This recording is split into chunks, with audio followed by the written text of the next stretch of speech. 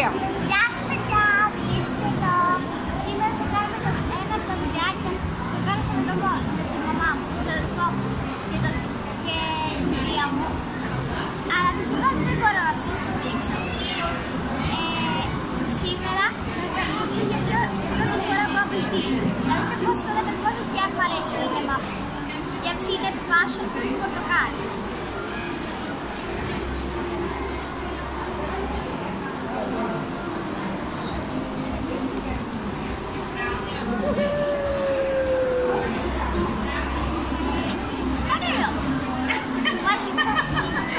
Είναι ωραία,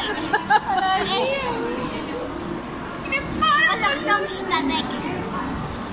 Επειδή νομίζω μπορεί και καλύτερα.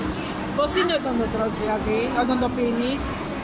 Όταν το πίνεις νιώθεις μια γεύση βάση αυτό και σου δείτε με τα περίεργα το πορτοκάλι με τις μπιλίτσες μέσα.